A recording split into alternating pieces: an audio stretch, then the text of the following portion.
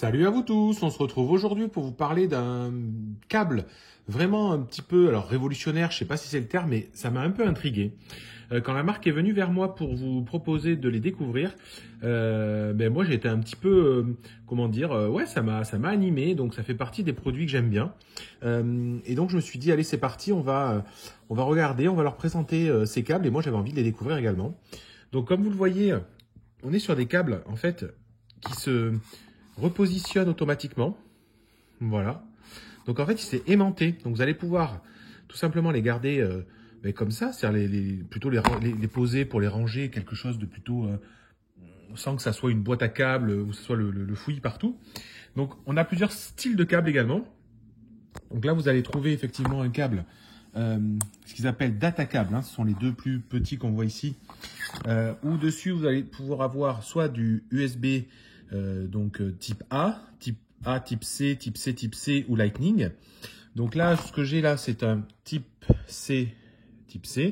Donc à partir des iPhone 15 et pour la majorité des téléphones Android. Donc c'est celui-ci. Et c'est un 240 watts. Donc je vous montrerai, il y a aussi, c'est une norme qui est un peu utilisée par Apple pour pouvoir recharger rapidement. Tout simplement, ces appareils qui demandent beaucoup de puissance. Et donc le câble est capable d'envoyer 240 watts. Donc c'est vraiment intéressant. Là c'est un câble un peu plus standard, je dirais, qui est sur une norme de mémoire de 60 watts. Donc ce qui est déjà pas mal du tout pour le coup. Donc voilà, il y a plusieurs couleurs. Et on est aussi donc sur un grand câble. Donc là, c'est 100 watts en recharge, mais c'est surtout un câble, ce qu'ils appellent Thunderbolt. C'est pour principalement présenté par Mac. Donc c'est pareil à comparer ça par rapport à des câbles Apple. Donc on est toujours sur la technologie magnétique et jusqu'à 20 gigabits seconde en termes de transmission de données. Donc là, c'est le plus grand, c'est le 2 mètres. Voilà. Donc vous allez pouvoir effectivement envoyer des données de type 4K, avec des résolutions assez intéressantes en 8K ou en 4K avec 144 Hz. Donc on est vraiment sur un câble de grande qualité. Donc c'est sûr que on va pas comparer ce câble avec le câble premier prix Amazon qu'on va trouver à 5 euros ou à 10 euros. On est sur une gamme de prix entre 20, 30 voire 40 euros suivant les formules de câbles, mais c'est normal, on est sur des câbles haut de gamme. Comme vous le voyez, je le remontre, on est sur quelque chose de très bien fini, donc qualitativement, il n'y a pas photo. Et ce système d'aimant, allez, je vous montre, voilà, ça se range hyper facilement. Et je vais vous montrer aussi dans quels autres contextes on peut les aimanter, c'est-à-dire qu'on peut peut-être les laisser sur un frigo, ou sur une plaque aimantée, si on a quelque chose comme ça chez soi. Vous allez voir qu'ils s'aimantent aussi sur différents types d'objets. Allez, c'est parti, on regarde ça tout de suite. Donc voilà tous les câbles. Donc là, on est sur le câble de 1 mètre. Donc on est sur le plus petit, mais avec le Lightning, donc la version Apple.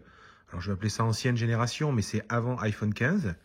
Là, donc on a le USB type C avec donc 2 ports USB qui peuvent aller celui-là en très rapide, 240 watts en charge.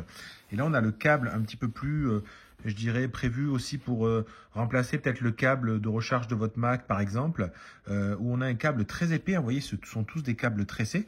C'est pareil, c'est toujours aimanté. Donc, vous voyez, quand on les repose, hop, voilà, ça s'aimante. Donc, c'est vraiment intéressant comme système de fonctionnement et de rangement. Vous voyez, si on les remet, paf, ils se remettent instantanément, parfaitement. Et donc, voilà, on a ces 3 modèles. Donc, 3 types de câbles différents en fonction de votre besoin et de vos usages. Et je vais vous montrer comment un peu les stocker. Donc là, je vous présente, on va dire, le côté un petit peu plus personnel de ma zone de recharge que j'ai à la maison. Donc, aux parties iPhone, également pour mes AirPods, mon Apple Watch. Donc je suis sur un meuble, vous voyez, un peu aimanté, comme ça. Et donc voilà où je mets mes câbles. Donc c'est-à-dire que je les pose instantanément, vous voyez, comme ça. Et je peux les poser, ils restent aimantés. Voilà, c'est pareil pour le grand câble.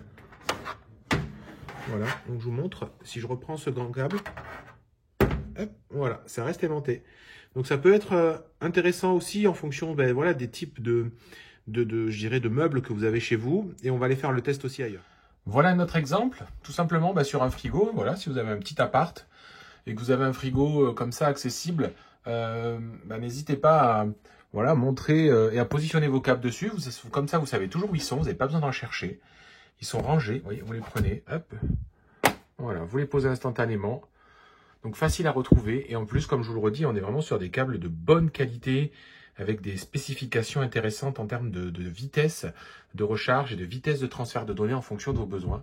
Donc, moi, voilà, quand j'ai vu qu'on m'envoyait des câbles, je vous avoue que j'étais un petit peu réticent au départ. Je me suis dit, oh, des câbles, c'est bon, c'est du vu et du revu.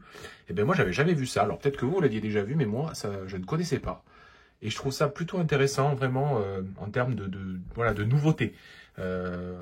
Parce que c'est vrai que souvent, on a une problématique, c'est toujours le rangement de ces câbles. Et là, pour le coup, ben, ça contribue à solutionner ce problème. Pour terminer cette vidéo, ben, tout simplement, voilà, je suis plutôt satisfait de ces câbles, hein. C'est très intéressant, c'est pratique à ranger. Donc moi, je les recommande, même quand vous les avez dans la boîte à gants, par exemple, de votre véhicule électrique, de votre Tesla. Vous pouvez facilement le ranger. Il ne part pas dans tous les sens comme la majorité des autres câbles. Il reste vraiment figé. Donc ça, c'est cool. Vous regarderez en description. Hein, vous avez directement l'accès, il me semble, au site.